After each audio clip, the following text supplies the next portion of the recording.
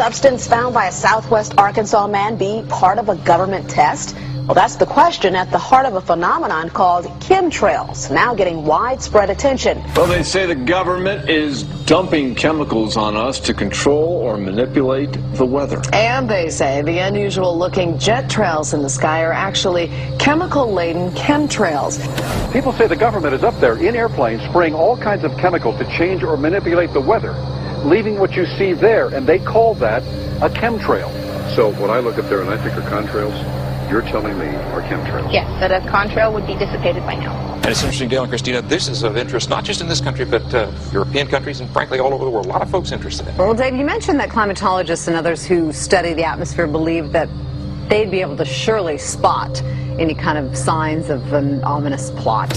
Our journey started in San Diego, California, where thousands of scientists, engineers, policymakers, and journalists gathered for the American Association for the Advancement of Science Conference. One of the topics was the artificial manipulation of the Earth's climate, also called geoengineering. During the meeting, scientists spoke about the plausibility of implementing geoengineering campaigns throughout the world under the guise of preventing global warming. One widely accepted theory was to block the sun by spraying something into the atmosphere. When they were asked about existing aerosol programs, they stated clearly that no such programs have ever been implemented. But strangely, these proposals sounded exactly like what people around the world are claiming is already happening. When I found out that the American Association for the Advancement of Science was going to be held down here and the main body of topics would be on geoengineering, I had to come. I had to be in on this. I had to hear what these top climate change scientists had to say. And that's the other question about chemtrails and whether geoengineering is being deployed right now without our knowledge. I don't have any personal insight into that, other than to say that I worked in government at pretty high levels in the White House and in at state government. I'm personally skeptical of that. But obviously, you never know what you don't know. Chemtrails.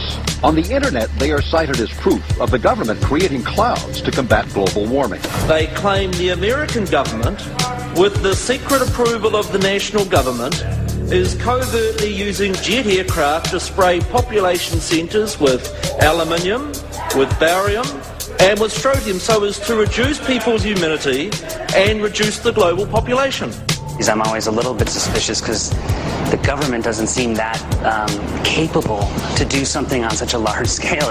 That is not rain, that is not snow. Believe it or not, military aircraft flying through the region is dropping chaff.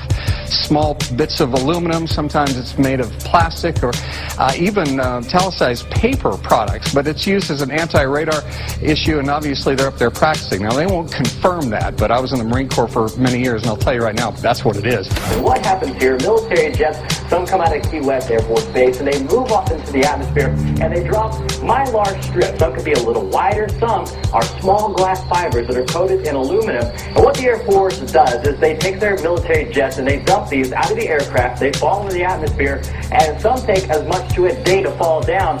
This is inevitably military or something going on. The government, the Air Force, you see this kind of a pattern like this, you can rest assured there's something going on. They're actually little bitty magnetic and little bitty strips of, whether it's aluminum. Well, it's a nuisance to you and I to determine what's real and what's not, but it looks like it is a life-saving operation there from the military.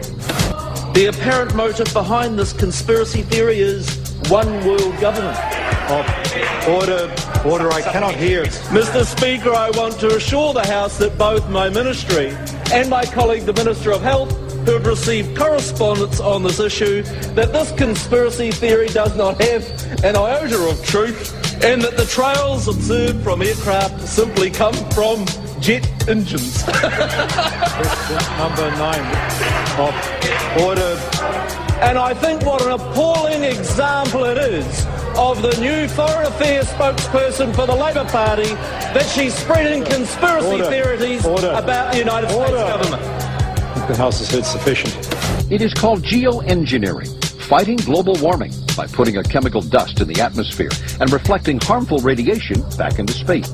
We take geoengineering to mean deliberate, large-scale intervention in the Earth's system.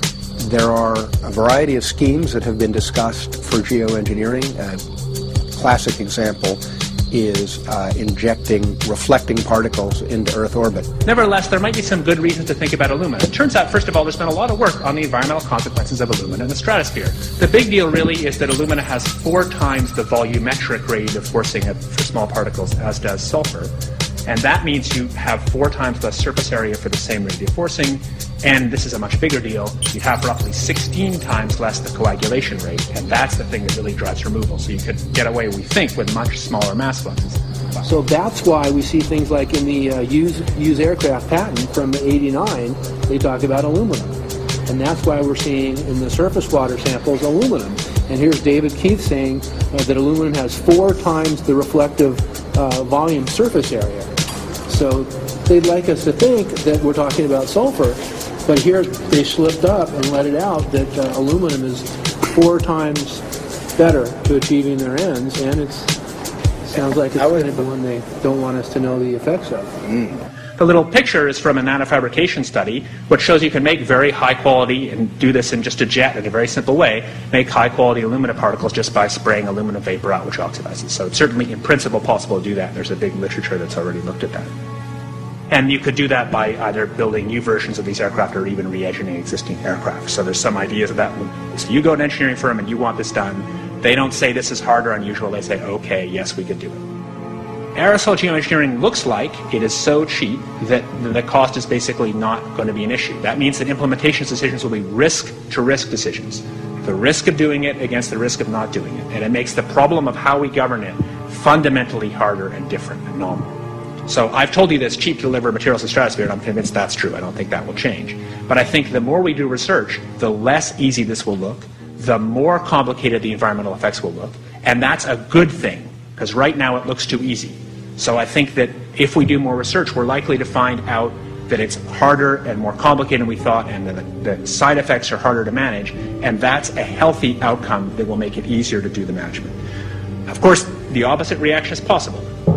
It's an empirical question, how people will actually react to knowledge about this. Another reaction is to say, if these crazy scientists are so concerned about putting CO2 in the atmosphere, they want to think about these things, then that might actually mean we should be more serious about the risks of CO2 in the atmosphere. And by the way, it's not really a moral hazard, it's more like free riding on our grandkids. And by the way, it's not really a moral hazard, it's more like free riding on our grandkids.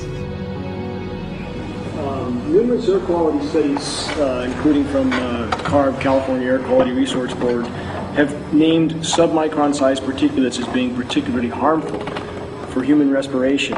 Through all the discussions today, I have not heard any mention of this fallout, and has this been studied, and also the effects of a highly reactive metal like aluminum on toxifying soils and waters? The question is, what would be the effects of these materials on human health if they came down into the stratosphere, in particular small particles and aluminum? So the collaborators of mine working on the aerosol scheme are actually folks from Carnegie Mellon who've focused on human health impacts. And while we haven't published it, that was the very first thing we did, was do the order of magnitude calculation in level pencil and paper, but with an expert on human health impacts about whether there could be an issue. And for aluminum or other particles, there are a lot of toxicological things that need to get looked at seriously. But if you're just thinking about the sheer number of particles and the human health impact of small particles, the answer is, well, we haven't published it. That was the first thing we looked at with some of the leading experts who do epidemiological research on human health impacts, and it's not even close to being an issue. To clarify, so 10 megatons of aluminum dumped into the atmosphere would have no human health impact. So let me be more careful here. To separate out the toxicological, so the alumina we've only begun to research and published nothing. Alumina we've only begun to research and published nothing.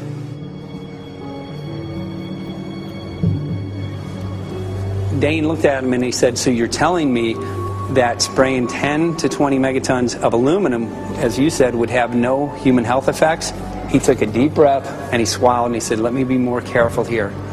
We haven't done anything serious on alumina, and so there could be something terrible that we'll find tomorrow. We haven't looked at it. And that, for me, that was the whole main point of what is going to be coming out to the public. It's the damaging effects of aluminum that are being found around the world in massive amounts. Here's David Keith confronted on this very issue, and he looked, at that point like they just let the cat out of the bag. Mm-hmm. we haven't done anything serious on Illumina, and so there could be something terrible that we'll find tomorrow we haven't looked at.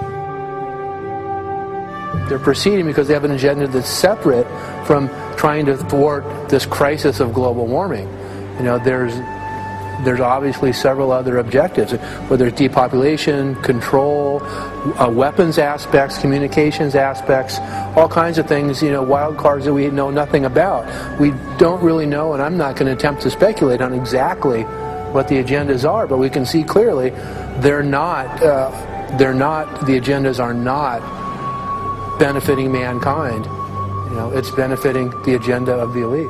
And so I think the question is, how do you draw the line between some activity that is allowed and doesn't need global governance and activities that do require global governance? Dr. John Holdren has agreed to serve as Assistant to the President for Science and Technology and Director of the White House Office of Science and Technology Policy. I look forward to his wise counsel in the years ahead. My personal opinion is that we have to keep geoengineering on the table. We have to look at it very carefully because we might get desperate enough to want to use it. So what would we do if in year 2040 or 2060 there's a severe climate crisis, say widespread famines or Greenland sliding suddenly into the ocean? That the only plausible way in which we could start the Earth cooling this century is to directly intervene in the climate system, say by putting particles in the stratosphere. We do stuff in the stratosphere all the time, of course, and so it's not as though the stratosphere is absolutely pristine. But you don't want to have people going off and doing things that involve large radiative forcings or go on for extended periods, or for that matter provide lots of reactive surfaces that could result in significant ozone destruction. You know, maybe I'm putting a particle into the atmosphere because I'm trying to make money, or maybe I'm putting a particle into the atmosphere because I'm engaging in scientific research and trying to understand cloud physics, or maybe I'm putting this particle into the atmosphere because I'm trying to make it rain locally to seed a cloud and get more snow on our ski slopes. And this obviously raises all kinds of questions. It's hugely risky. It will likely negatively impact some people, but we might find ourselves in a situation where those risks seem worth taking. One of the things that really shocked me was in one of the breakouts they had the benefits of these programs and then the risks. Now the benefits, the one thing that was stated was the just cooling the planet. You know, some of the risks were ozone depletion, droughts in Africa and Asia. I got to tell you, I came away from this experience after listening to these scientists for 4 days of symposiums, really concerned because it's clear now that they are justifying, rationalizing, and looking to legitimize some really, really horrible impacts, further impacts on our environment. And they're basically formulating the sales strategy and the implementation and oversight strategy and the funding strategy. After San Diego, I was shocked by the programs that had been proposed. I decided to write about it. That night when I finished, I sent the article to an online publication with my email address attached. When I woke up the next morning, my inbox was flooded with responses from around the world. Why? Because I had just broken a story on aluminum in geoengineering models, which I had no clue at the time that very few people knew about. Now, this metal, aluminum, is being found in massive quantities way above normal levels all over in rain, in soil, and in snow. After that, the calls started pouring in from people who were desperate for someone to investigate. That was the fuel that started the film. Before we started filming, we had the opportunity to sit down with one of our favorite authors and documentarians, G. Edward Griffin, to find out what he knew about the subject. I'd like to talk for a minute about an issue that's getting more and more attention. That's the issue which scientifically is called stratospheric aerosol geoengineering, also called the chemtrail issue. I'm very aware of the chemtrail versus contrail controversy. As far as I'm concerned, it's an open and shut case. I have been watching the development of jet travel from its very beginning. I used to live near the Los Angeles airport. Remember when the first jets came in and landed. Man, they made a big noise. We never heard a noise like that before. And we used to go down and sit at the end of the runway and watch these jets come in and take off because it was a novel experience. I've been watching jets all my life, and I know about jet contrails. I've watched them. They're vaporized moisture, ice crystals, and they get out there in the atmosphere, and then they effervesce and evaporate and then disappear, and you can see them. Plane moves along, and the little white trail follows right behind it, and usually about 10 or 20 lengths of the plane or thereabouts, and then it's gone. And you can still see them that way, by the way, once in a while. So there goes a contrail. These other things we're talking about are not at all the same phenomena at all. These planes go by, and they billow out this white smoke, and it covers the sky from horizon to horizon. It doesn't dissipate at all. And they crisscross each other. And you see this thing cover the sky and turn it milky, and then people start having trouble breathing, and then you hear stories about the aluminum and barium deposits that they're picking up and the residue. And you put it all together, and I don't see how anybody who's got their eyes open and their mind open can come to any other conclusion but that somebody is spending a lot of money and effort to spray the planet. The question is, why? I have my own theories, but I hope that there will be some good investigative reporters go out there and get us the answer. I know that whenever it's finally discovered, and it will be, the people who are doing it will undoubtedly say, oh, well, we did it for you folks. It's for the greater good of the greater number. It's for the society. It's probably to prevent global warming. Or maybe it's to inoculate people against some kind of a dreaded biological attack. We can't go around shooting everybody in the arm, but we can spray them and save their lives. You see how good we are? We're doing it for the benefit of society. I know they're going to, whatever it is, they're going to say it was for your good or mine. Think if we had the ability to steer hurricanes, and the hurricane was going to slam into New Orleans.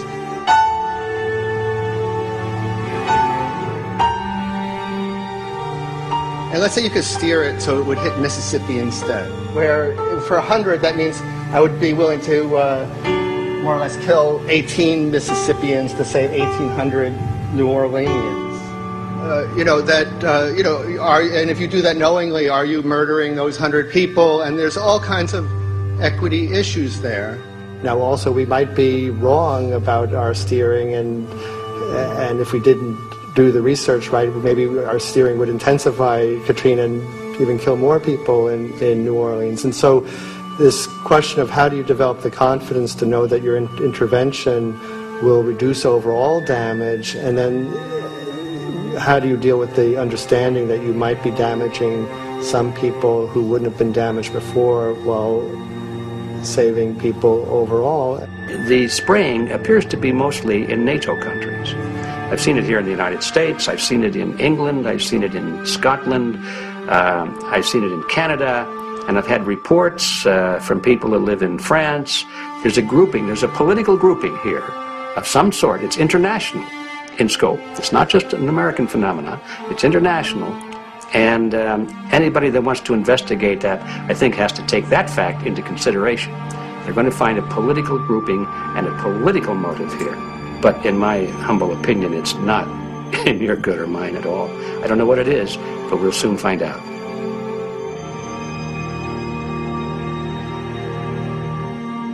I'm sure that if you follow the old advice, which is follow the money, you'll come to the answer sooner or later.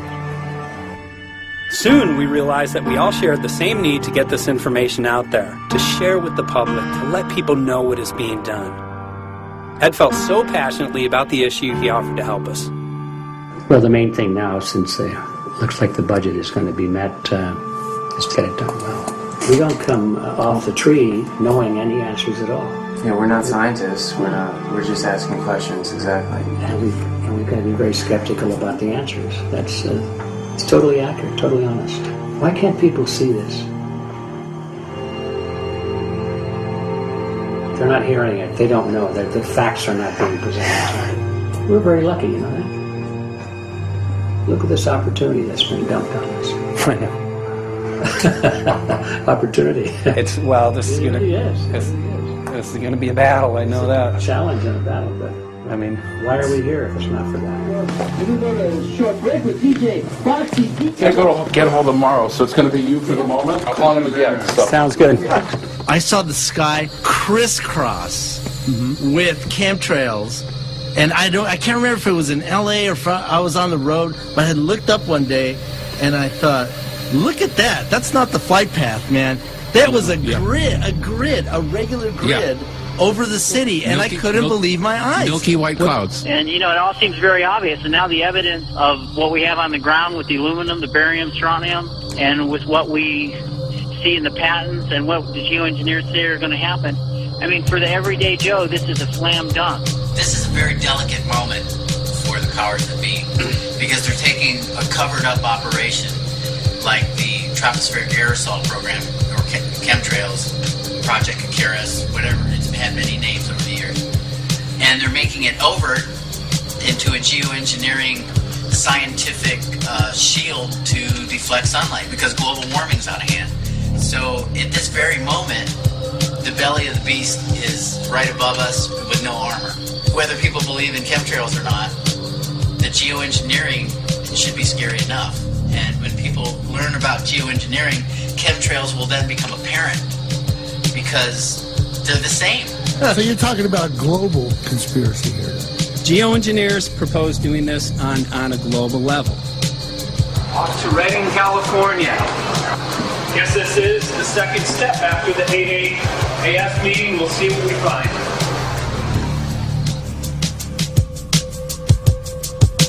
Right here in Northern California at Dana Wigington's house. He owns over 2,000 acres overlooking Lake Shasta. He told me about some of the challenges that they're having up here. Let's go and talk to Dane. We'll see, what's going on his property. We'll see what he's going through and also what action he's taking based on the test results that he has.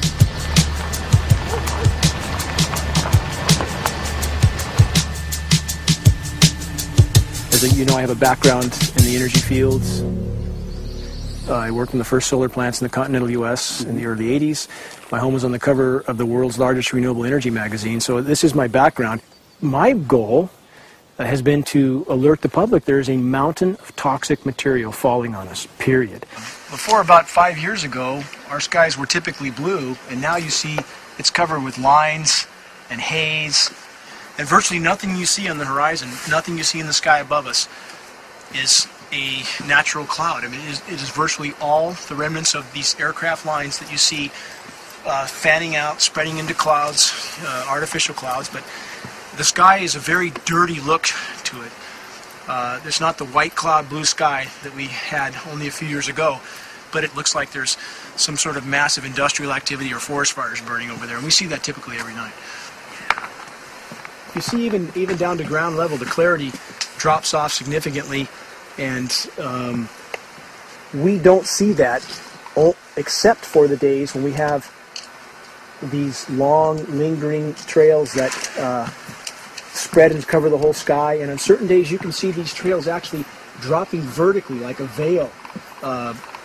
We assume the particulates are descending, and we have the tests to prove that we are being inundated with levels of aluminum and particulates that are literally tens of thousands of times what would already be considered high. So we're not talking about exposure to a slight percentage higher of these toxic materials.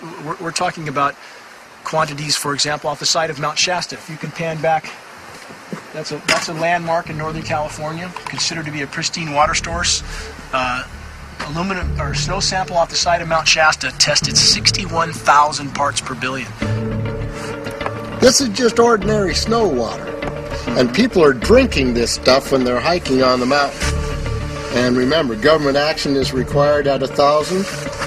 This is 61 times over the government limit, and our hikers are drinking this poisonous water on Mount Shasta Mountain itself. God. Barium, 83. Strontium, 383. So this summer, the people climbing are drinking poison. Basically. I certainly wouldn't want to drink 61,000 micrograms per liter of aluminum. And again, we've already seen in 5 years soil pHs in this area that have escalated 10 to 12 times, and we can prove that conclusively. Well, this is not speculation. We can prove conclusively that these metals have been in the rain. We have duplicate samples.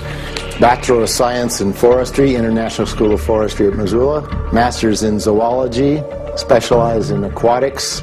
35 years with the U.S. Forest Service as a wildlife biologist.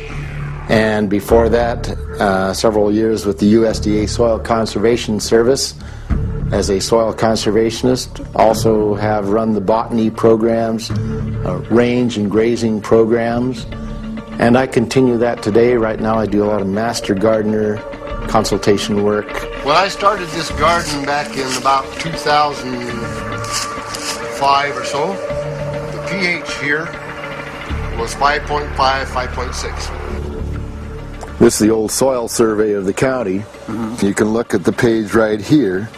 This is my soil right here. Mm-hmm. It's a Dietz 125, 126 here at my house. And here, the soil reaction pH should be between 4.5 and 6.0. And over there in the pure mud, it's even a little darker. It's 6.8 right there. And what can this do to plant life and ecosystems? Well, you haul one of these things out and you start looking at the little things that are crawling around the soil. A lot of times they aren't there anymore. The little soil arthropods that you can barely see on a microscope, you can actually see movement with this.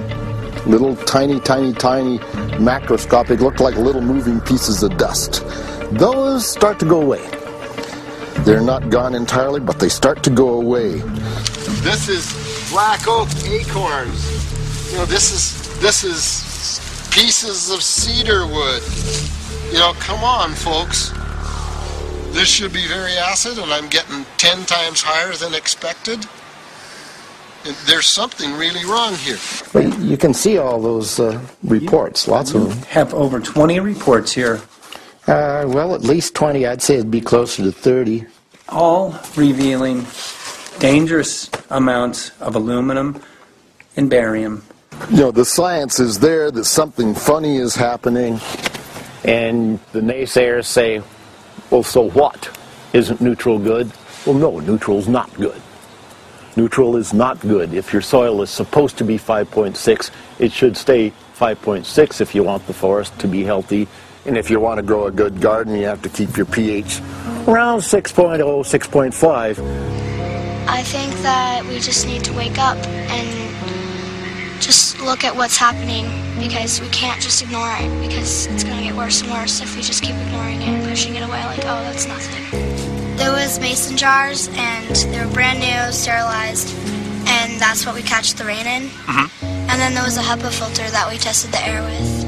Okay, so you caught rain and then you basically filtered air. What did you find? Aluminum and barium. Here's another test that's revealing 375,000 parts per million aluminum, barium at 3,090, and strontium at 345. Yeah, that's from a lined pond. With EPDM fish-safe pond liner. There is no chemicals, manufactured materials at all in that pond liner that's available to the aquatic life. It's designed for that purpose. The well that feeds this pond has been tested and retested. ND, no detectable aluminum, 0. The only other place this pond can receive water is rainfall. We are located on a filtered, forested hilltop, miles and miles and miles away from any industry, highway, and so forth. After several heavy spray days, there was a film that we received formed on the surface of the water, and we tested that crust, and it was aluminum and barium. That after a year and a half's accumulation had 375,000 parts per billion of aluminum in it. It's literally toxic. We can say conclusively that what we see in the sky matches expressly what's outlined in numerous patents, and the materials on the ground match those patents. This material was not there 5 years ago. It is a recent phenomenon in the quantities it's in. It has escalated in some cases 50,000% in 5 years in the case of aluminum. From our original baseline reading of 7 parts per billion, which was already high, it has escalated up to 50,000% in 5 years. And we've seen profound changes in that time.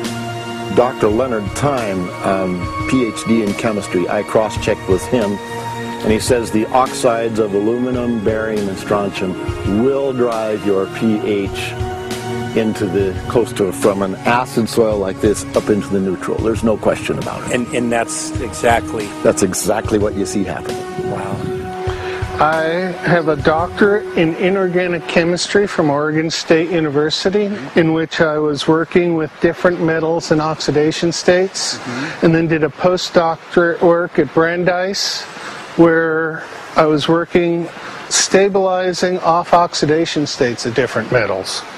The goal is to sort of figure out how everything fits in the dynamic equilibrium of life. I was working with Francis up in Mount Shasta, and he showed me some rainwater analyses that had to do with levels of aluminum, strontium, and barium in the atmosphere. So I feel the major toxin in these chemtrails is the aluminum. And from the levels we were looking in at Mount Shasta, this is totally, totally unacceptable. When you get to metals and biological systems, you're no longer talking about the bulk aluminum that people think about when they're drinking from soda pop cans and that. So once it gets to the aluminum oxide stage, it just forms a plaque within your arteries and shuts down life. When you take elements that normally aren't out in the environment and you start putting them in the environment, it raises some serious red flags. Aluminum is a very specific, nasty and biological systems. It takes that site and it never lets go, and it shuts down the site, and that's it. And so as you accumulate aluminum over time, it causes major neurological damage because it ends up as aluminum oxide that's essentially stuck in place and can't be flushed out by normal systems. At the core of everyone's condition, there's always some level of toxins. And aluminum is known to have cancer-causing effects. The half-life is decades. I think that we should be working on taking more of these toxins out of our environment instead of adding more toxins in. It's very concerning that if we add more toxins to our environment, that will be increasing the rates and risks of cancers. Even one patient is not worth it. So sad that they would consider putting aluminum in our environment to affect something when they could be causing so much more damage. Wherever the material is coming from, it is there. The amount of metal falling on us cannot be disputed. Absolutely, this is not speculation. The amount of metal in the last 4 years, as I said, have increased to a degree of thousands of times, and California Air Quality Resources Board has studied the aerosols from China. These metals are not amongst them. Mike, the reason I've chosen to focus so primarily on this issue is I feel all other issues are secondary. What could be a greater priority than not being able to walk out your door and take in a breath of air without sucking up heavy metals? If our land base is being poisoned, if our waters are being toxified, what will we have left to work with? Whatever we choose to focus our time and energy on, whatever our political beliefs, that this is a common ground for all of us. We must have air that we can breathe that's not full of toxic chemicals and metals. We must have water that's not completely laden with whatever is being emitted from these aircraft. And if people stopped to consider that the atmosphere is as thin as a layer of paint on a basketball, it is an extremely thin layer that allows life to exist on this planet, to simply treat it as a physics lab and experiment with it until it is broken beyond repair is folly of unbelievable proportion. And if people understood that this sort of experimentation not only is going on, but has been going on for a very, very long time. Going back 50 years, there's been countless climate manipulation, weather modification programs that the vast majority of the public is completely unaware of. And if they think that this is not true, that certainly that somehow they would have known if it was occurring, I would ask them to look at things like Agent Orange and the things that governments do because they can, because there's no one to stop them. because they have these huge military machines that want to control everything. And in fact, the government's own document, perhaps you may have seen, it's available to any online, is called Owning the Weather, an expressed goal of our government, and not just our government. He told the Associated Press that the American government has created weather tampering techniques so that the New World Order will be able to starve millions of Americans and to control the rest. There is weather control techniques. Number one, the entire patents on the equipment. Number two, Senator Claiborne Pell's complete statement and story of his own that not only does it exist, but that we even utilize it as far back as the Vietnam War. Well, Murph, we're going to do what we can. Let's see what we can do. You got the scientists behind you. The scientists are with you, so at least this scientist is with you. I may not have $1 million budget, but I've got enough to show that something's dreadfully wrong. You got it. All right. So Arizona will be this Monday, the 21st. Senator Johnson up in Show Low. So we're going to be in the car hole a long time.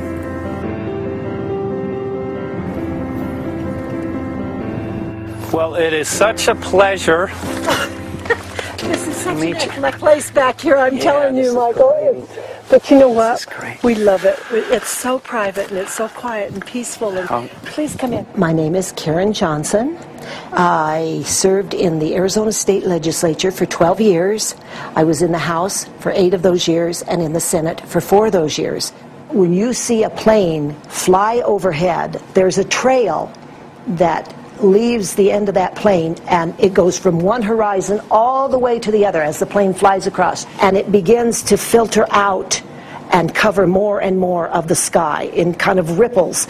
It widens out and fills the whole sky. I mean, how could anybody think that that was the case? And then to live and to be underneath that and know that whatever is in that is falling down upon you and upon your animals and upon the earth.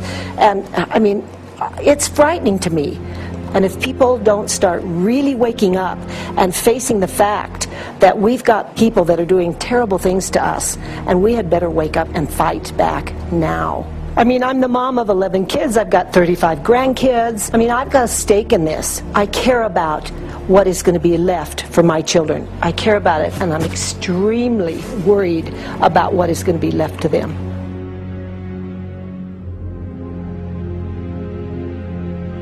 Aluminum is toxic, and we know that it's accumulative, and we know that we're getting more. So we're absorbing it in the air, we're drinking it in our water, so we are accumulating more. So the thought of more aluminum being dispersed in our environment in the way that you mentioned is very frightening to us and very disturbing to us.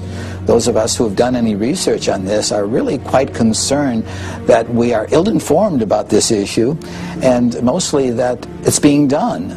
Aluminum is toxic. We know that it is. We can debate as to the amount of toxicity that is going to be disturbing the body, but as far as really accepting the fact that it's accumulative, it's synergistic, then we have to conclude that it's not a good idea to put it in our atmosphere, especially when we know we're getting increased amounts, and especially since we know that the scientific communities around the world are pointing a finger at the heavy metal toxicities, at the toxicities that we're absorbing in the day-to-day food that we eat and the air that we breathe.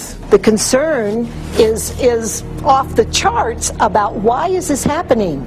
Why is this being allowed to be sprayed continually all over the United States, all over the world? Who is paying for this? I mean, the incidence of Alzheimer's has just skyrocketed, which evidently has to do with an accumulation of aluminum in the brain cells. I mean, I think almost every family has been touched by a member as they get older having Alzheimer's. And it's a horrible disease. And to say that, well, this just came because people drank soda pop out of aluminum cans, you know, when my father passed away with Alzheimer's and he didn't ever drink soda pop, you know, that explanation doesn't ring true with me. And so I'm wondering, how much did this chemtrail spraying back in the Illinois area affect him? aluminum and fine metal is an accelerant. Our friend who's a firefighter up in Pine, Arizona for 20 or 30 years says that the wildfires now that they're fighting are way beyond anything they've seen before in intensity. And when you look at the air samples and you see the fine particles of aluminum, which is very flammable, and magnesium settling on the trees, this is causing unprecedented savage wildfire. But if you look at this, you can see these are parts per million. They sent this to me, and I just found this to be extremely interesting because we should have like 2 parts per million of aluminum in our air. And this is saying that there's 39,000 parts of aluminum. That's astronomical. Barium is high. I mean, these are way off the charts of what people should be breathing or what's coming down on them. And, you know, if people wonder why their health is deteriorating, why they're having to go to emergency rooms, why they can't breathe, you know, why they're getting Alzheimer's, this has been planned. We have elites, I don't know what you want to call them, one worlders, Illuminati, I don't know, whatever you want to call them. But with these people that don't care about the average person. They only care about themselves, their greed, their power, and if they eliminate, you know, 2/3, 3/4 of us from the planet, so much for the better for them, because then they don't have so many people to have to herd around and worry about. So this is a lot what this is about, and this is very, very alarming and scary. I mean, where is this stuff coming from, and why? Why is this kind of stuff being put out there? You know, I've heard different explanations about, oh, we need to cool the planet, all this and that. But if people are up there trying to cool the planet, why do they need all this kind of stuff in it? The explanations just never have really rang very true. And as I'm setting up the equipment, she looked at me and she said, all these trees here are dying. And I said, what? She says, all these trees in here are dying. So I thought, well, I'm going to test for aluminum, because that's one of the key things in the programs that we're talking about, and titanium. And I took some of this bark sample and tested it, and it came back positive with aluminum and titanium. Then I started traveling around California, noticing the same thing. In Lake Tahoe, there was a lot of the same type of bark, all through Sacramento area and Davis. Just about everywhere I went, I was noticing this silver white bark. What I think is happening is these chemicals are getting down and destroying the roots. And then as they come up, they're going out into the bark. Those 2 right there are the ones that are just, it just hurts so bad to see these 2, because look how old and big they are. We probably lost 40 trees right here on our 10 acres. Every week, every other weekend, we'd see another tree that was beginning to die. And I mean, it's just so sad, we just cry. And to think that that might have something to do with it, along with their other explanations, would really, really frost me. Every time you lose a tree, you know, it's not good, it's just sad. And there's another one over here in this little group of trees here. Don't you feel better when you stand up and fight than if you crawl down in a little hole and go to sleep? You know, I mean, my gosh, people, your families are out there, children are out there, your grandchildren. I mean, you've got to do something to help.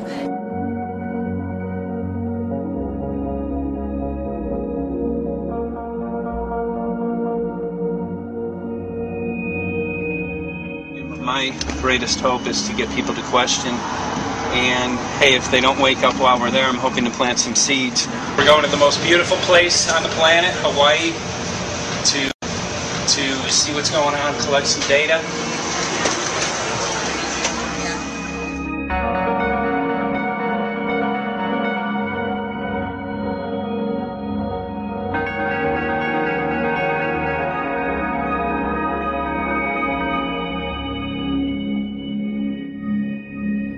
Thank you for having fun with us. Hope you enjoyed the trip. Have a great vacation and welcome home if you're lucky enough to live here. Thank you.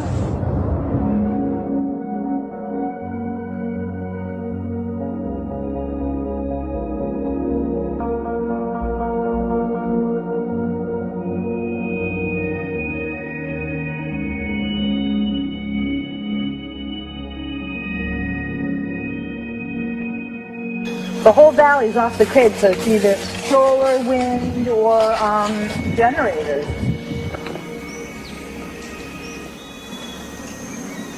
Look at this, man.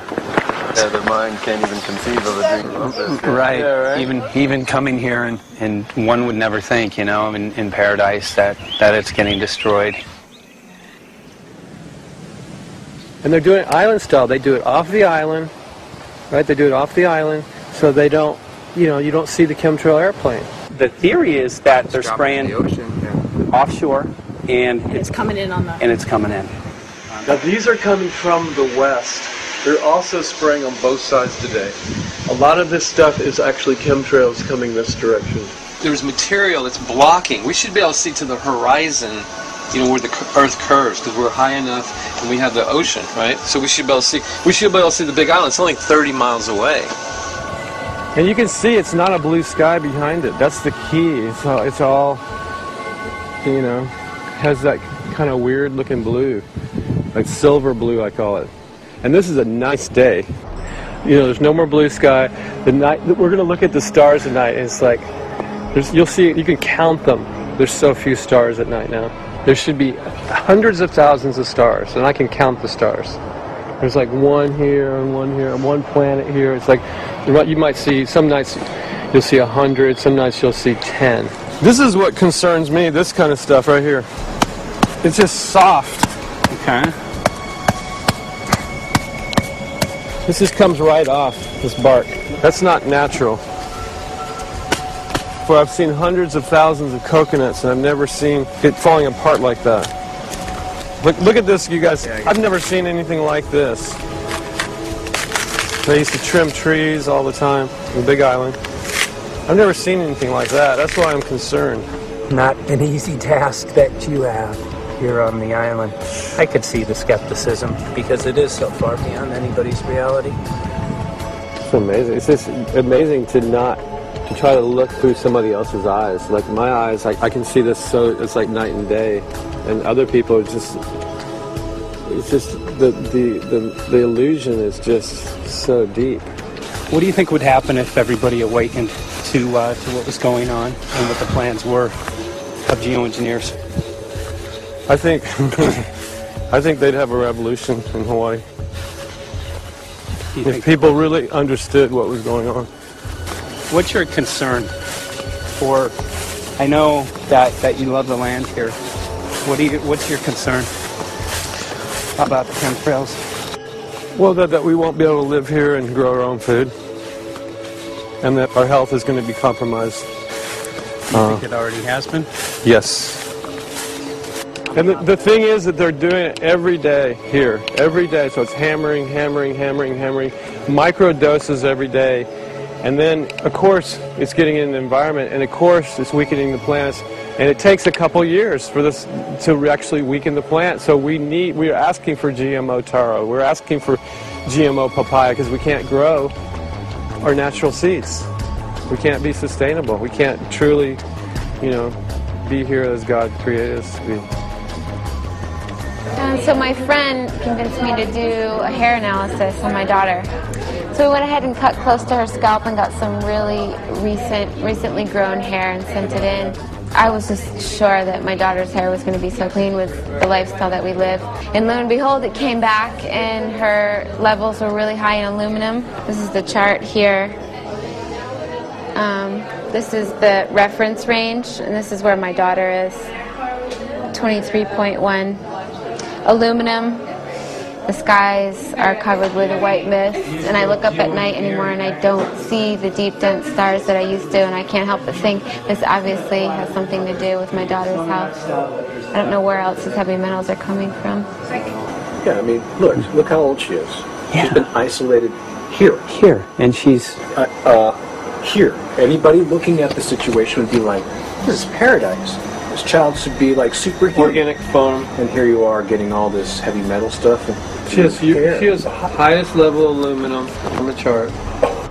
Never had a vaccine either. Folks, these people are playing God. They are playing God. They're manipulating the weather, and they're spraying stuff into the sky. They are trying to geoengineer everything, including your plants and trees and your ocean. Well, tonight, we're just hoping that instead of not looking at it, you'll start looking into it, because I really believe from the bottom of my heart that we are in a real crisis. I really do. They are proposing dumping 10 to 20 million tons of aluminum into the upper atmosphere. What does aluminum do? It changes the pH of soils, which is toxic to plant life. Also, it's very toxic to human health. Are they doing it? Well, let me tell you about my experience and what we found. We have much evidence that not only suggests, but I believe prove that they are happening. Jeff, what's going on? And as I promised, we're joined right now by a very special guest, Michael J. Murphy, currently on location in Hawaii. He's working on a documentary film called What in the World Are They Spraying? Michael, welcome to the program. Great to speak with you today.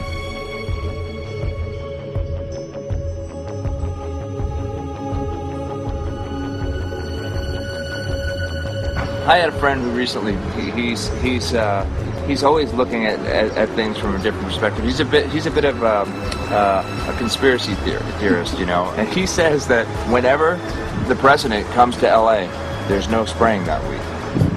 Could you have a better place for an interview? I mean, look. Well, this is being done over our farms and over our things. So basically, they want to eliminate our ability to eat organic food, have clean water. So in some ways, it sounds to me like, and you know, again, it's just a projection, but it sounds to me like this is control. How do we control the masses? Yeah. How can aluminum be good for you in any? And what was the second chemical you mentioned? It's barium. Barium aluminum. Obviously, those are toxic to everything. To human health. To human health, to farms, to animals, to everything. 61,000 parts per billion. And there should be a government alert at 1,000? At 1,000, people are drinking this. People that climb the mountain, they're drinking that snow. It's poison. Oh my God, that's so disgusting. So that's 60,000 times above regulation. Exactly. 60,000 times above regulation. And I've talked to friends, and they're like, well, that's just ice. That's just condensation.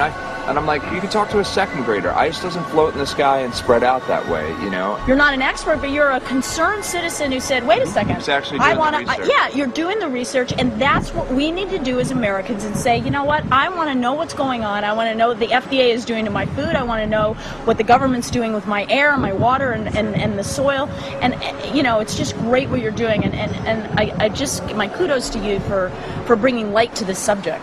Put all of the theories aside, just what geoengineers are proposing and what's being found is scary enough. So we can just address that. And I encourage more people to just step up and ask questions and do what he's doing. So thank you, Michael, very, very much.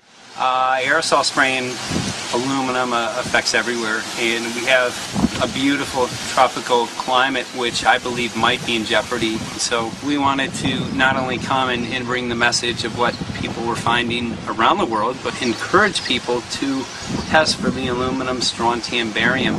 Essentially, I think it was an effective trip. I saw a lot of people here in Hawaii, in Maui, awake and not only curious, but willing to look into this deeper, and that's my only hope. And this is one of the boldest moves, I think, from Ed Griffin yet. This is the taboo topic that nobody's supposed to talk about, and that is aerosol spraying. Now, we've got tons of documented proof of errant aerosol spraying.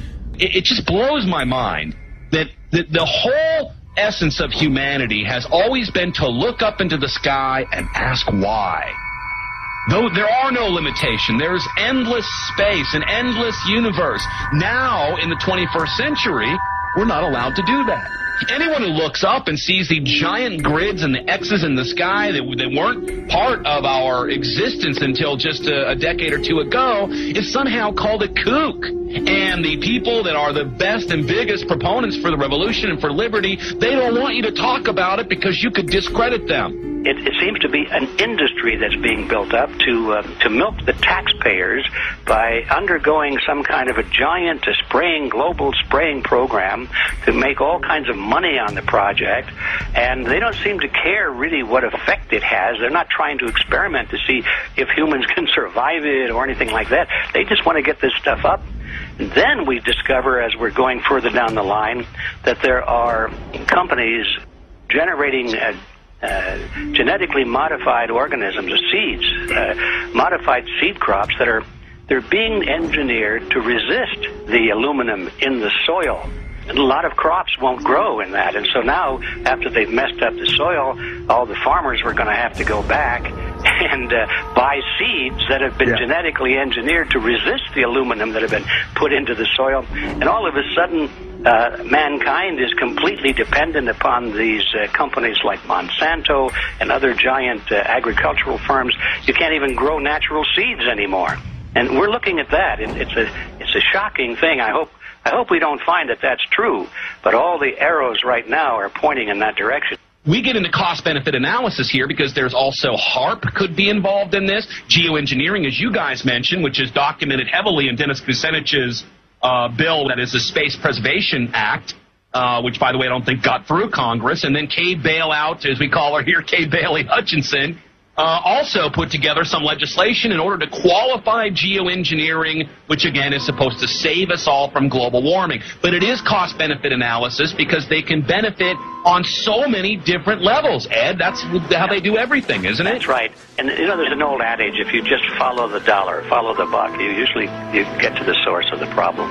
And it looks to me like there's a tremendously profitable industry being built up right now around this concept of geoengineering or weather modification or reducing global warming and all of these other things that can be sold fairly easily to an unsuspecting public. They all say, oh, well, that's good. We don't want global warming, you know.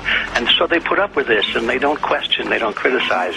But behind the scenes, you see a whole industry being built up, which is, as I say, tremendously profitable, and the money for all of that is coming from the taxpayers. And it's a scam is basically what it is. We're just focusing on the one area that is real easy to prove. There's no speculation in the area that we're going into. They definitely are doing this geoengineering. They definitely are talking about it. They're working up formulas for it. They're putting together strategies for it. They've got funding for it. Everything is in place. We don't even have to go into those other areas to make the case. Okay, let them believe that, but at least they must understand that there's no question that they're talking about it and planning to do it. And so shouldn't they be equally alarmed about what they're going to do if it can be shown that barium and aluminum and some of these other toxic metals are very destructive to the planet and destructive to human health? Isn't that enough? You know, how many issues do we need to crank into this? And so, you know, if you're going to kill the planet and kill the population, do we need any other reason to be alarmed? What in the world are they spraying? Thank God people are asking this question. That's all we want. We just want to be able to ask these questions. Our good friend G. Edward Griffin, all these years, Mike Murphy and Paul Wittenberg are doing this great effort with your help. This is a community effort to get people real information. What in the world are they spraying? Any final quick comments before we're out of time? And my only final thought is that we asked the question, what in the world are they spraying? And we now know what it is. And folks, you're not going to like it.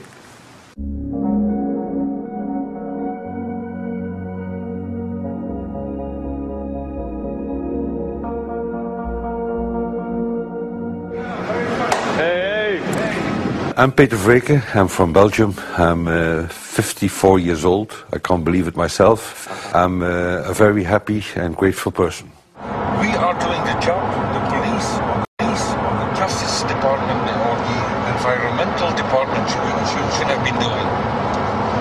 And it's really essential that it's going to be a grassroots revolution. I think so. Because we are not fighting against, but for. Yes, we're fighting for. I was in the council for about 25 years and also a period as the mayor. So from that moment on, 10 years ago, everything started to change. I start to get a picture of what is really going on. And it became crystal clear to me that we, humankind, have been manipulated and dominated and exploited for centuries. So, and this chemtrail phenomenon made me angry because I was so helpless. You can decide what food you're going to eat, whether you're going to smoke, what water you're going to drink, what kind of life you're going to lead, but not with this phenomenon. Then you are just a victim. It's only a game. And there have to be good guys, and there have to be bad guys. And luckily, we are in the position to be able to play the role of the good guy who has the chance and the opportunity to overcome. The 3 days that we shared with them, my heart just dropped because it was such a beautiful way to live and such a peaceful way to live. I left thinking, what's this going to be like in 10 years? Is everything going to be killed off on their property? And if it is, how are they going to get their food source? Are they going to have to take a class, you know, and get certified by company XYZ? And what are the requirements for that? And that really is the end of freedom. I'm concerned about that. I definitely, I really am. Yeah. I learned to say everything is now as it has to be now. And everything is going to be okay. It's going to be all right. It's going to be okay. Yes. I have this deep feeling that in the end we will prevail because we have the right on our side. The cosmos is helping us. And I have this strong feeling that we are being supported by entities and by forces we can't even imagine.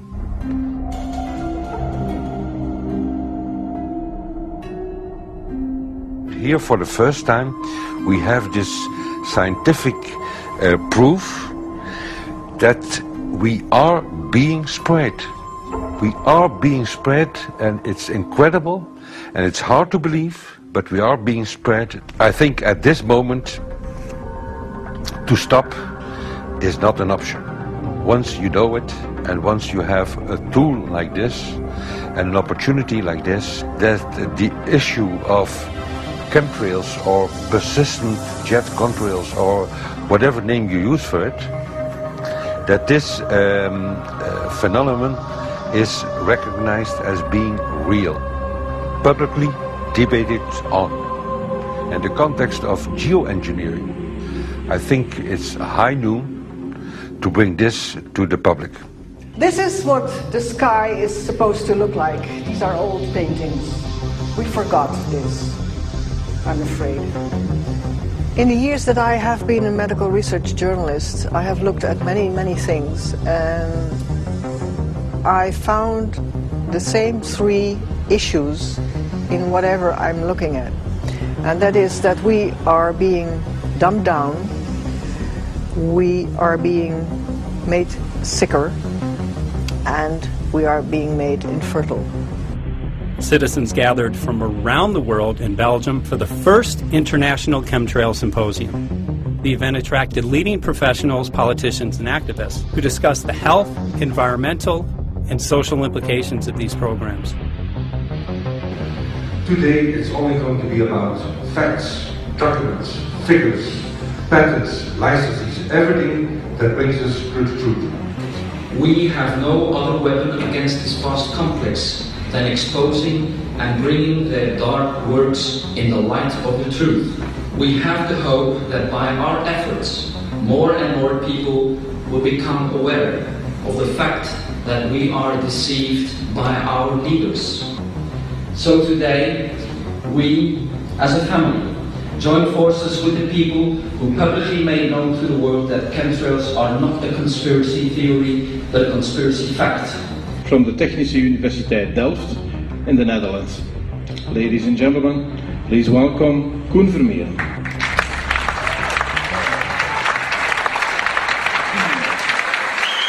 Well, I'm Koen Vermeeren. I'm a university professor of Delft University of Technology. Usually people are with their heads to the ground in their own two-dimensional space and they don't look up. But if you do, you see more and more spaces like this. And it worried me too. I have no explanations to our students about these phenomena. And then I studied it myself and I found out that I couldn't give them the answers they wanted, because I think that the phenomenon is not natural. It's not natural what is happening, and the explanations that are given to us are not enough for me.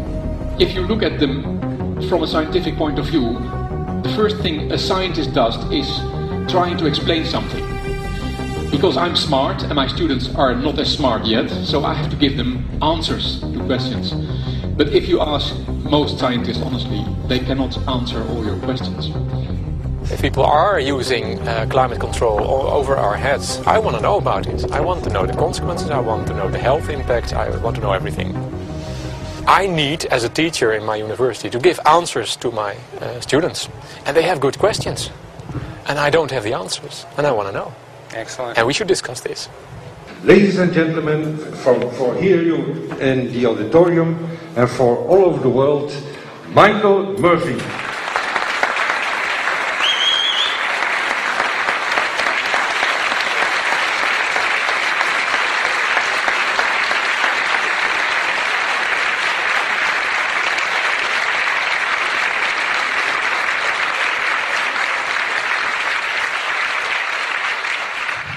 Well, thank you very much. It's definitely an honor to be here in Belgium.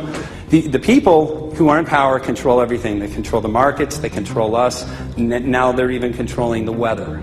And they can use that for warfare applications. The one thing that they cannot control is what God had originally made, and that's natural organic seeds. This is called the Hegelian dialect. It's called problem, reaction, solution. The problem here is massive amounts of aluminum, things starting to die. The solution is Company X that says, hey man, you're not getting yields on your crop. Everything's dying. But I got the solution. I got a seed that will grow in this environment. The only problem is now you have to start buying from me. We're a little concerned that maybe part of this agenda could be to kill off anything that's natural and organic and re-engineer it with aluminum-resistant GMO seeds. Many may know we just got back from a week of filming in Hawaii, and it was an incredible trip. A big concern for the people there is they're beginning to see softening of the coconut trees. But their concern is that these programs may again be part of a broader agenda to destroy anything that's natural and organic, so that the corporate redesigned GMO foods might be the only source of food for people. I didn't anticipate so many people, young and old, who are interested in this phenomenon and are concerned about it. And I especially liked the address that the young girl gave today. Only 17 and already making an address to the audience. That is, well, incredible. My name is Sofia Xenilis. I am 17 years old. It is quite scary to know that the air we breathe is not what it's supposed to be. That the food we eat and the water we drink contain traces of those substances which are sprayed out over all of us as though we were being poisoned like insects.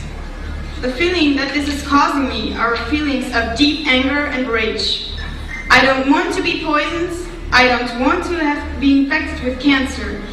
And I'm just so angry that this global poisoning can be going on such a massive scale, and not enough is being done to stop this crime. A clear answer to one question. Are we being sprayed? Have we been sprayed? And is it their intention to spray again and again? What are we going to do about it? How are we going to deal with it? How are we going to stop it? I know the answer. There is only one person who can stop it. And you know him. You are. You are the person, the one you have been waiting for. We are magnificent, beautiful, godlike, divine human beings. Ladies and gentlemen, sisters and brothers, in this auditorium and in the whole world, thank you so very much for being present with us. And for now, please enjoy this anthem.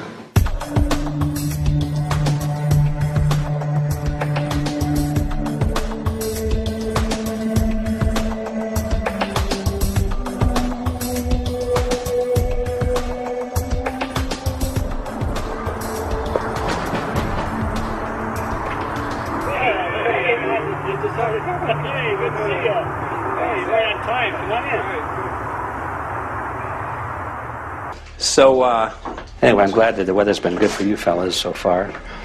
Just think if we were doing this in the wintertime, you might, if you're going to Washington, D.C., you might run into snow. Thank God we're not. That's right. You know, it's interesting because of the different weather modification programs. There's something like, I think, right around 32 in the continental U.S. alone going on. So the theory is that geoengineering is in part weather modification. You know, Mike, that's a very good point. There are so many subsets connected with this issue of geoengineering. People are writing to us all the time with information about the connection to global warming, the connection to weather modification. Some people think there's a connection with Morgellons disease. Others think it's kind of a means of transmitting electromagnetic impulses from the HAARP antenna system up in Alaska and Siberia. Boy, it gets your head spinning, and each area, I think, is worthy of investigation, but we have so little time. I think it's wise for us to stay focused on just the aerospraying and the toxic effect of these chemicals and the destruction of the planet and the damage to human health. What more do you need than that to convince people that we have to put a stop to it? So to stay focused, I think, is our mission on this one.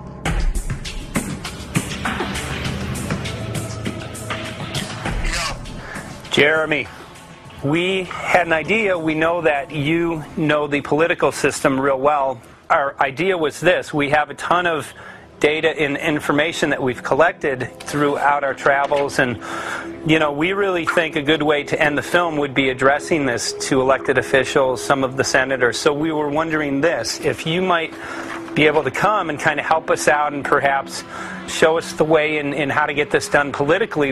But it sounds like a really good idea, and I'm also going to get to, in terms of researching who it is that we should really focus on talking to about this.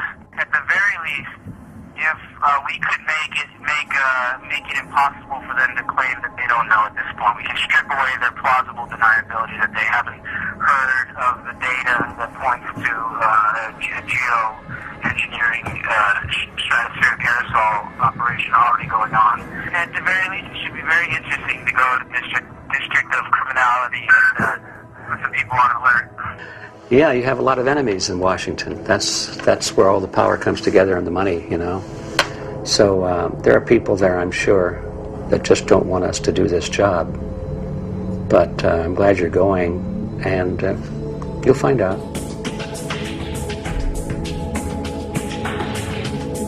We took the data to Washington, D.C. There we presented our elected officials with the following letter. According to the 5th article of the Bill of Rights amending the Constitution for the United States of America, no person shall be deprived of life, liberty, or property without due process of law. But the daily spraying is depriving all persons living within the United States of life, health, liberty, and integrity of our common and private property without due process of law.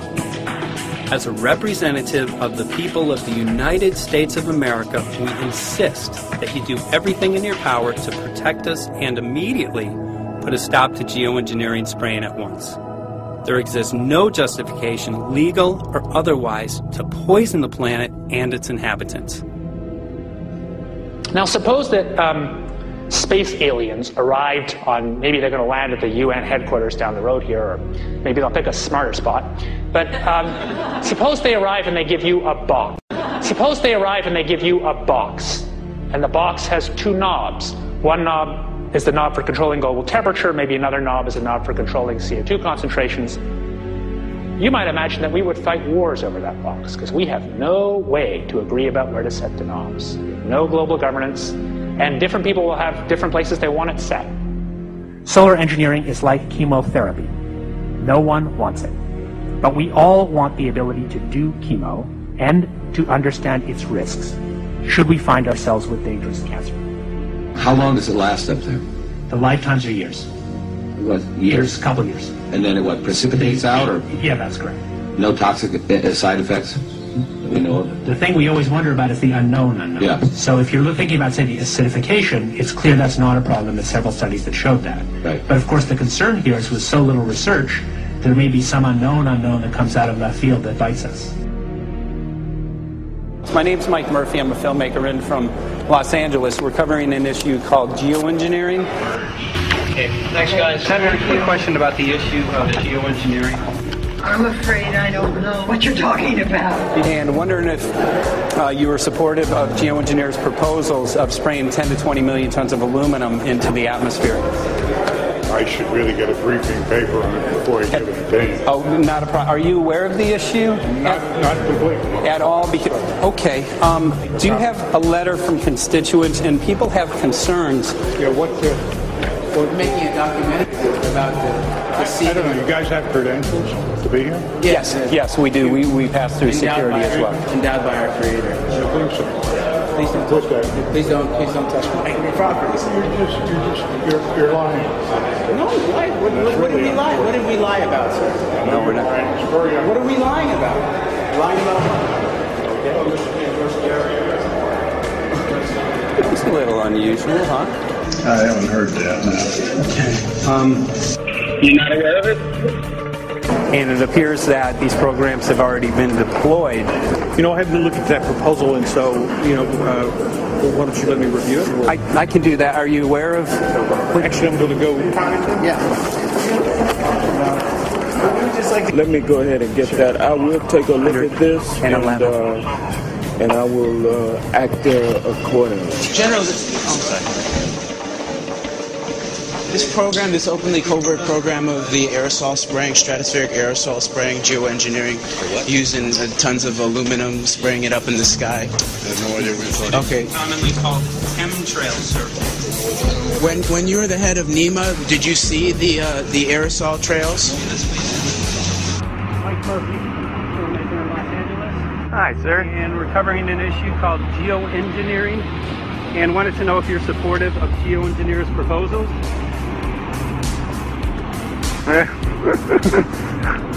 Congressman? Hey, Congressman. I'm wondering if you're supportive of geoengineers' proposals, which is dumping 10 to 20 million tons of aluminum into the atmosphere. Pardon? Okay. You make an appointment to my office. I'm not supportive. I haven't looked at it close, so I don't. Have you heard of the issue? Because it's becoming mainstream in public, and there are actually congressional committees which are being formed to talk about these programs. Mm-hmm. Yeah. Well, I think when we drop anything into the atmosphere, we should know prior to the effect of that, right? Yes. And if we don't have the knowledge as to what the effect will be, we shouldn't do it. I think there are 4 different options for thinking about deployment of geoengineering. The first one would be we just ban it. I would argue that one does not want to get too firm a restriction in place on small-scale studies early on because it'll tie the science hands. I think what the science community ought to be trying to do is say, you do small-scale stuff inside this space, and it's a scientific question what that space ought to be. There shouldn't be a lot of oversight and restriction. Congressman? Excuse me. Hi, I'm Mike Murphy from Los Angeles, covering an issue called geoengineering. These guys are running from the geoengineering issue. I wonder why. I'd have to talk to my staff. I don't know what your details on that are. Have anyone made you aware of the issue, or? Sir? Congressman, your committee talked about geoengineering last November. Are you in support of those proposals? I'd love to give you a paper. Geoengineering? You know nothing about the geoengineering issue? Texas. Never heard of it. They call it geoengineering, but yeah, I never heard of it. It's nothing I've ever heard anything about. When we looked up in the air today outside DC, we saw this stuff going on. Quickly, have you heard of geoengineering? No. The proposal is to shoot 10 million tons of metals into the air. This committee, Science and Technology, covered it for the first time. No. No, I've never heard of it. So we were very concerned. How you doing? I'm fine. How are you? So what? We spoke with Congresswoman Watson's office, and her press secretary, Ms. White, was familiar with Representative Kucinich's Space Preservation Act, which mentioned chemtrails and the weaponization of the atmosphere in space, and then it was pressured to be taken off the bill. Did you see the aerosol spraying going on today over the Capitol? Congressman? Geoengineering carries with it a tremendous range of uncertainties, ethical and political concerns, and the potential for catastrophic environmental side effects. He's not one to do interviews very often, so not unless we usually really pressure him into it. Okay. So don't, all that is, don't hold your breath. As chairman of the Committee of Jurisdiction, I feel a responsibility to begin a public dialogue and develop a record on geoengineering. We want to know if you're supportive of their measures by spraying 10 to 20 million tons of aluminum into the atmosphere? No, I think we need to have more research. Okay. And about the issue of current deployment, there's literally a mountain of evidence that many people believe proves the deployment of these programs. Any knowledge of that? No, there's certainly not a mountain of evidence. But I do support research into geoengineering, and I also support looking into the international governance of that. Okay. I hope anybody that has studied it knows, at least I think, that it's a radical proposal, and I hope we don't have to use it, but there may come that point in time where we do. Now, if we could provide you with the evidence that suggests that these programs are and have been ongoing, would you be willing to address this publicly? We've had about 3 or 4 hearings on it. We have addressed them publicly. Well, not about the proposals, but about the current deployment of these programs. Citizens. I don't support the current deployment. I think we need to have more research, and they have consequences that go beyond one nation, and so I think that there needs to be governance to that. Governance is not simply an issue of deployment, but governance before deployment in terms particularly of large-scale scientific fieldwork. I concede that on this subject and in general, it's not popular to talk about global rules. And when these people started talking about the need for UN Security Council oversight, a supranational environmental security enforcement with a strong mandate by the UN, it really is clear that they're looking for a global power behind the manipulation of the environment. But I do think it needs to be sort of an international kind of treaty that does tie and bind all nations into a common fate. It is a common fate. And unfortunately, it's not just big governments that could do this. It is small governments. It is billionaires probably could figure out, I'm going to save the world all by myself, and I won't bother to mention it. How do we decide when there's a planetary emergency? Whose hand is on the thermostat? How do we decide when to start it? There's no way to do that right now. And what if we do start doing it, and then by some problem with the technology or with the will, we can no longer do it? In a year or two, the aerosols will come out of the atmosphere and temperatures will shoot up at a rate much faster than it's going up now. And it's that rate of change that's hard for us to adapt to. So once we start it, we'll be sort of locked into doing it for a long, long time. And so with basically no end in sight. Boeing would pursue this to make a profit, right? I mean, there's financial motivation to do this. Let's see. So let me not speak for Boeing. Is that allowed? Okay. Yeah, well, it is what it is. No, but someday, if the U.S. is going to decide to do this stuff, they're going to look to a company who can do it, and you want to be positioned. Boeing would rather get it than Lockheed Martin. So certainly we have an industrial base that helps the country take on technologies and large-scale challenges like national defense.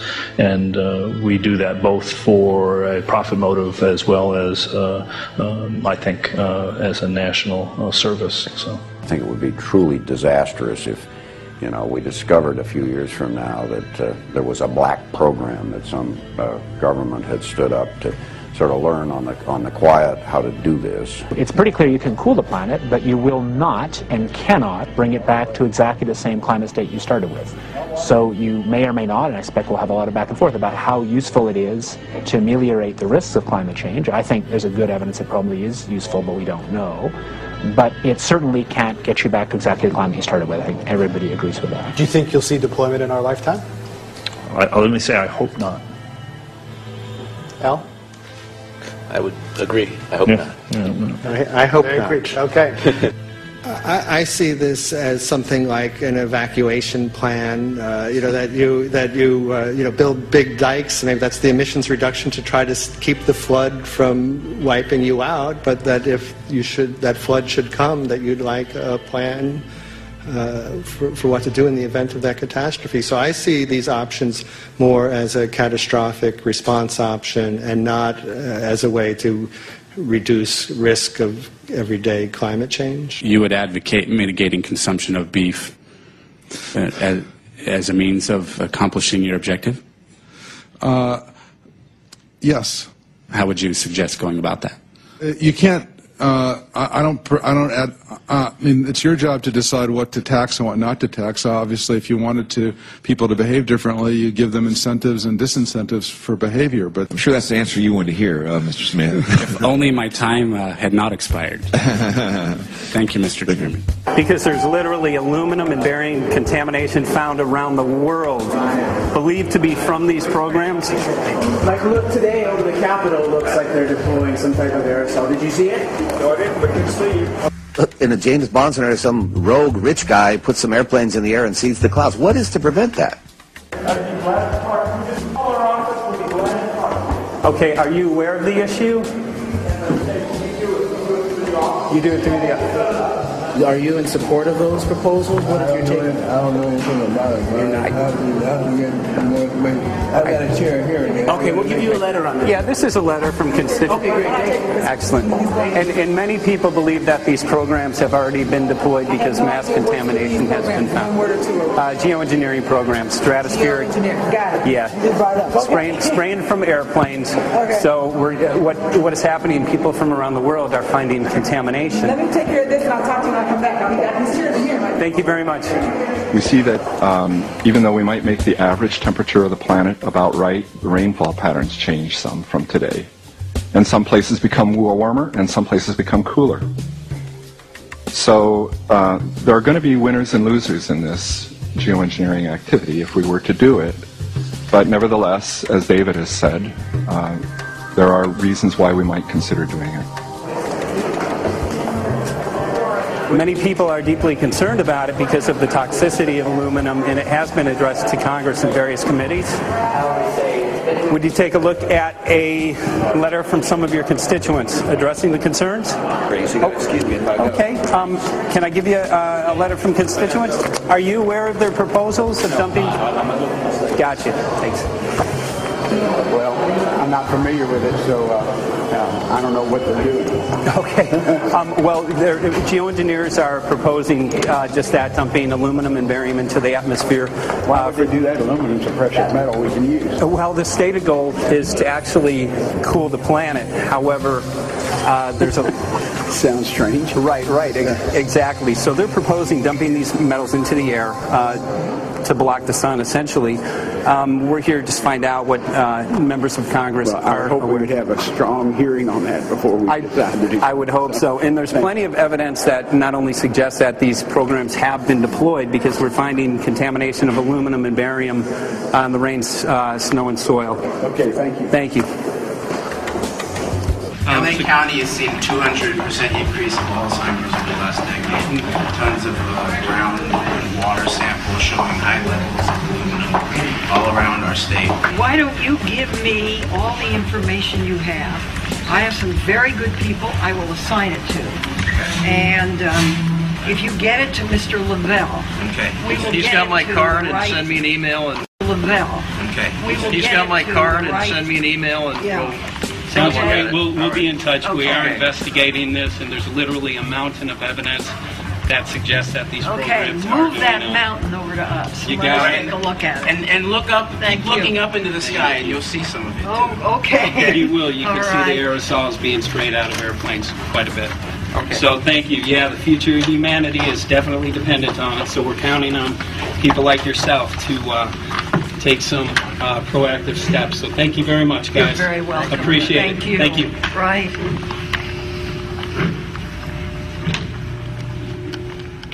A lot of Congress was running down the hallways to avoid answering any questions, looking for doors in the hallways. So apparently the war is against all of us, and we're all in a hostage crisis. People who took an oath to uphold and defend the Constitution are not only know this is happening, are participating in this. And all of us have a duty to stand up and speak out about it.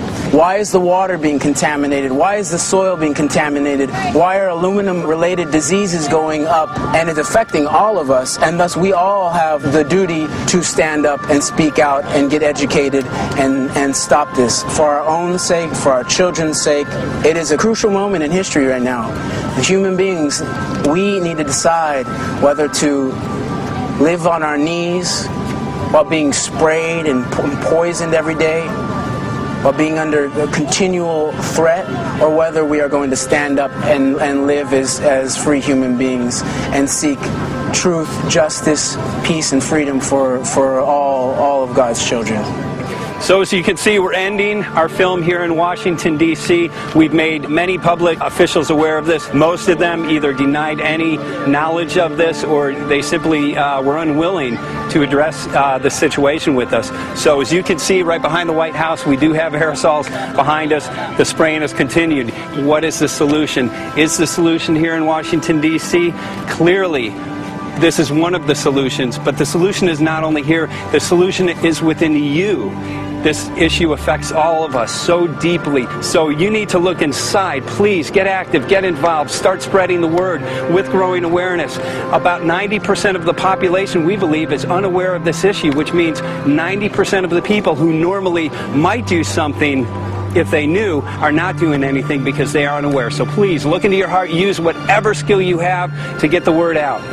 The future of humanity is dependent upon it.